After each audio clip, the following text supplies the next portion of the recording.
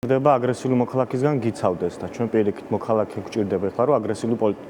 პოლიციისგან დაგიცვას. ესეთ რეალობაში გავიღვიძეთ და გუშინ სამწუხარო ამბავი იყო ის რომ გაგვიხარდა რომ ადმინისტრაციულით მიდის საქმე იმ დონემდე ვართ უკვე ისეთ სულ მდგომარეობაში ვიმყოფებით რომ უკვე ეს გვახარეს რომ ადამიანს რომელსაც ესე რავი ყაჩაღებივით გაიტაცებენ ძალიან გვიხარია თუ სისხლის ამალით არ დაიჭერენ და რაღაც ნარკოტიკს არ ჩაუდებენ და არ დაღუპავენ საშვილიშვილით. ეს რომ უკვე გვიხარია ნიშნავს რამხელა ტრაგიკულ მდგომარეობაში ვიმყოფებით. ზოგადად ერთი რაღაც უნდა გვესმოდეს, რომ როგორც რავი,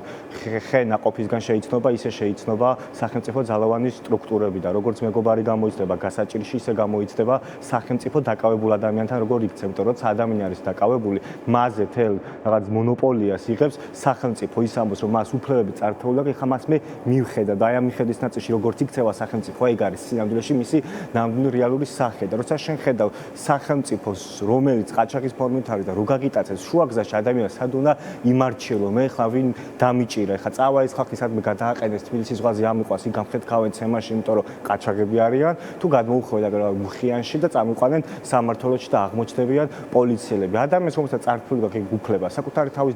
თავდაცვის უფლება რო აქვს ბუნებითი ეს უფლება ამით ისარგებლო თუ არ უნდა ისარგებლო უნდა იცოდე თქვა პოლიცია გაკავებს და რაღაცნაირად მას რაღაც ხელი შეუბრუნო რავი დაგიჭერენ და ციხეს დაგაშენებენ თუ ყაჩაღები გიჭერენ რომელთა მიმართებაში თავდაცვის უფლება გაქვს რა უნდა ქნა ეხლა ამ დროს ხო აი ჩათვალე რომ ყაჩაღები არ ვერცობ არაფერი სახე ხატი არ აქვს იმის რომ ის ძალოვანი არის და ესე გეკაჩება გიჭერენ კტენიან ამ დროს რაღაცა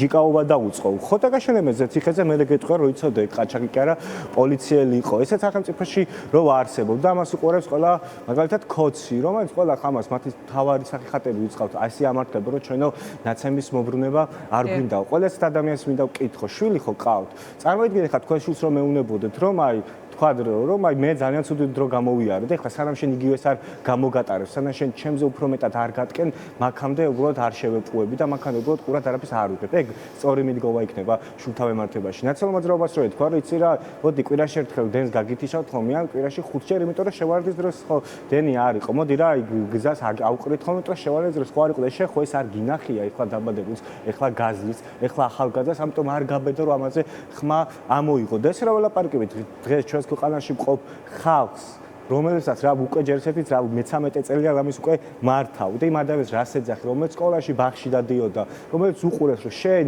რაღაცა ყოფილზე გაბოროტებულობის გამო მას ცხოვრებას უღუპავ და სულ რომ დაგიჯეროს რომ წინარე ცხოვრება უარესი იყო და მას ეს თავის თვალით არ უნახავს ვის რავალი აქვს თანდაყოლი რომ მოითმინოს შენგან ეს თავგასულობა იმით მოითმინოს რომ რა იცი სხვა დროს უარესად უტყავდნენ მაშინ ცოცხლები იყო და ეს თავგასულობა ახსენე სიტყვა და ის უქმის ჩანაწერი რო არ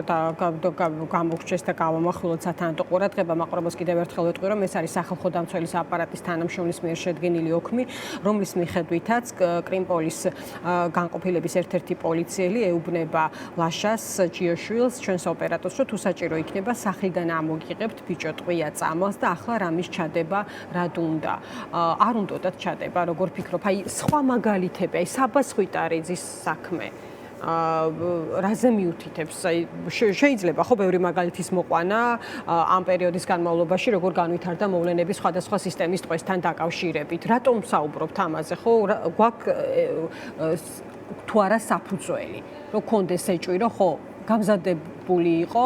მასალა შესაძლოა ჩასადებად ლაშაზე უბრალოდ ეს არ გამოვიდა იმიტომ რომ ადგილზე წარმოუდგენელი სიმამაცე აჩვენეს იმ გოგონებმა კი ცხადია ჩვენ მათ შორის გიორგი ახობაძესთან მიმართებაში ვნახეთ რომ ნარკოტიკი ჩაუდეს ადამიანს ცხოვრება დაუღუპეს ეს პრაქტიკა არსებობს და ცხადად ის გადარჩინა ყველა მათ შორის იმიტომ გავარცელეთ უცბად ეს ვიდეო და იმიტომ დაშიარდა რომ ქონდა მაგის იმედი რომ იქნებ საჯაროობა მუშაობს იმიტომ რომ ხშირად მხოლოდ საჯაროობა და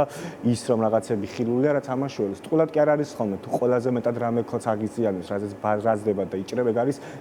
კამერი შუქი როა ხოლმე რაც სახეს აულეწავს და ოღონ კამერა იქით გაწიოს მაგიტოა რომ კოოპერატორების დაჭერა იმაზე არის ხო გადასულები ხო ცემატყებას იმიტომ რომ მათთვის ის გაშუქება არის ერთადერთი რაღაც რაც აკავებს და ზუსტად ამან გადაგვარჩინა მე უცბად გადაწყვიტეს რომ ნარკოტიკის ეგეთ ადგილზე ჩადება უფრო რეალურია იმიტომ რომ იტყვი რომ ნარკოტიკი დადიოდა ქუჩაში ხა ტყვია წამლით ფერზე მოდი სახლიდან ამოვიღოთ ეხლა ის იმიტომ რომ გადაუღეს და რომ რამე რაღაცა ამითაც დააშინეს არსებობს ეს პრაქტიკა. და ყველაზე დიდი პრობლემა არის, რომ მათ შორის შეიძლება არსებობდეს საზოგადოებაში ხალხი, რომელიც მზად იყოს, რომ თუ ვინმეზე გაიგო, თქვა, ნარკოტიკი ქონდა, თუ ვინმეზე გაიგო, თქვა, წამალი ქონდა, მე ნუ მათ თავის თავს დაარწმუნოს, რომ ეგრეა, იმ ადამიანს თავის ტვინში გააშავეს, პროპაგანდაც მიხედავს და მე დაივიწყებენ და ესეთ ადამიანს პოლიტპატიურებად აღარ მიიჩნევენ. ეს არის თელი ჩვენი საზოგადოების პრობლემა, სადაც მზად ვართ ხოლმე, რომ ადამიანს ცხოვრება წაართვან, დაღუპონ, იმიტომ რომ მას ჯიბეში რაღაცა ჩაუდეს. ან რომ საერთოდ რომც ქონდეს, ამის გამო შენ მზად ხარ, რომ ის გაიწიროს და ის უბრალოდ აი ციხეში ამოლყეს და ეგეთ საზოგადოებაში რომ ვიმყოფებით, ეს არის პირველი თავარი პრობლემა, რომ ვერ უნახერხებდეს სისტემა ამას იარაღად იყენებდეს. ეს იარაღად მანამ მიცოცხლეს, სანამ ჩვენს თავში ეს პატარა სიბოროტე ჯერ კიდე ყოველთვის გვექნება, რომ მზად ვიქნებით ადამიანი ავიტანოთ ციხეში თუ აი და იმას მაგალითად ნარკოტიკი ქონდა. ეს მათ შორის ჩვენი პრობლემაც არის. კი, მადლობა ცოტნე. კახასთან მინდა ისევ გადავიდე. კახა, პოლიცია, პროკურატურა, სასამართლო